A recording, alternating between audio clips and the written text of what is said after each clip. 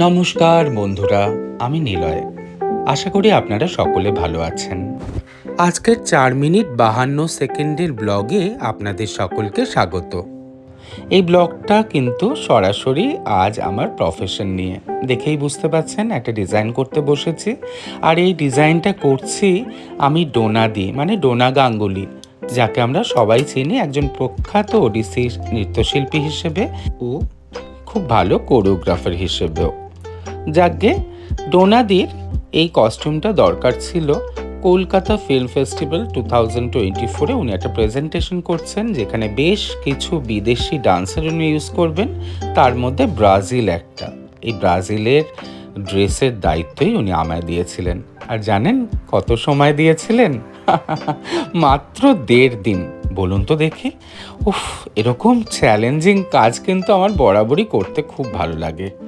যেহেতু কোরিওগ্রাফি আমার একটা প্যাশন, সুতরাং কস্টিউম তো আমার মনের সাবজেক্ট বটেই।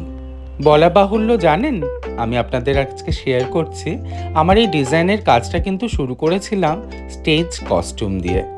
সুতরাং বুঝতেই পাচ্ছেন, তারপরে ব্রাইডাল আউটফিট ধীরে ধীরে আমার কাজ এগোতে শুরু করেছে। আমি একজন ডান্সার হিসেবে কমফোর্ট জোনটাই বেছে নিই কস্টিউমের আগে। তার মানে এমন কিছু কস্টিউম বানাবো না যেখানে আমার প্রেজেন্ট করতে অসুবিধা হবে, মানে পারফর্ম করতে আমার অসুবিধা হবে। সেহেতু সেই দিকটা আমি প্রথমেই মাথায় রাখি। তারপরে আর একটা জিনিস, যেহেতু আমি পুরো প্রেজেন্টেশনের কস্টিউম করছি না, সুতরাং কালার প্যালেট মেনটেন করা।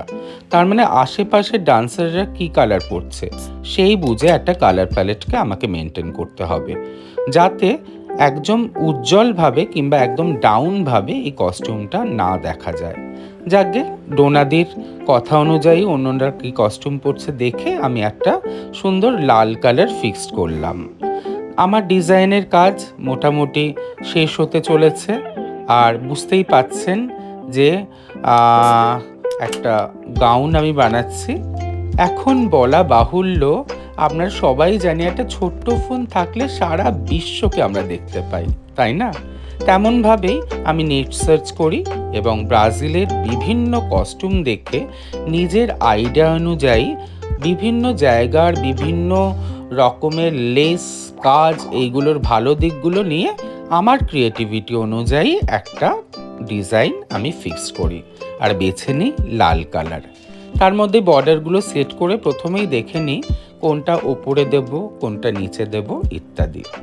যাকে আমার ডিজাইন শেষ, আমার কালার কম্বিনেশন চুজও করে নিয়েছি। এখন আমি দিয়ে দিয়েছি আমার মাস্টার বাপির কাছে। এরপরে কিন্তু কাজটা বাপির, তারপরে কিন্তু আবার আমার কাজ ফিরে আসবে। যাকে বাপি খুব খেটে খুব যত্ন করে কস্টিউম তৈরি করছে। যাই বললাম, হাতে মাত্র 1.5 দিন। কিন্তু বন্ধুরা, আপনারা কিন্তু দয়া করে এইরকম চ্যালেঞ্জিং কাজ দেবেন না যেখানে কাজটা একদম শর্ট টাইমে আমায় করতে হয়। একটু হাতে সময় পেলে কাজটা ভালো হয় আর কি। খুব যত্ন করে একটা কস্টিউম মোটামুটি তৈরি হয়ে গেল। এখন পরের কাজটা হচ্ছে ফিনিশিং, চেকিং, সেলাই ঠিক মতো জায়গায় আছে কিনা। এটা কিন্তু সম্পূর্ণ একটা ডিজাইনারের কাজ, যদি অন্য কোনো গ্রুপ চেকিংয়ের দায়িত্বে না থাকে। বারান্দায় লাইটের মধ্যে দাঁড়িয়ে মোটামুটি চেক করে নিলাম, ঘের দেখে নিলাম, লেসগুলো সেলাই ঠিক মতো পড়েছে কিনা এগুলো দেখে নিলাম। হাজারো ক্লায়েন্টকে খুশি করাই কিন্তু প্রথম আমাদের কাজ। সকাল সকাল ট্রায়ালে চলে এলো ডেজি। ও ডেজি কিন্তু একজন ব্রাজিলিয়ান। উনি কলকাতার নরেন্দ্রপুরে থাকে। কি মজার না, আমাদের এই ছোট্ট কলকাতাটা একটা ছোট্ট পৃথিবীর মতো, যেখানে সমস্ত ধর্মের লোকেরা কি সুন্দর মিলেমিশে থাকে। আমার একটা বেলা শেষে খুব ভালো বন্ধু হলো। আর ডেজিকে আমি অ্যাজ এ ডান্সার বলে দিলাম পোশাকের কোন অংশটা ধরলে আরও মুভমেন্ট সুবিধা হয়। আমাদের দৈনন্দিন বিভিন্ন কাজের মাধ্যমে কত পরিচয় বাড়ে, কত বন্ধুত্ব হয়। কি সুন্দর বন্ধু পেলাম। আর আজ আপনারা ফেসবুকের মাধ্যমে কত ভালো বন্ধু। আপনাদের ভালোবাসায় আমি কৃতজ্ঞ। দেখা হবে আবার।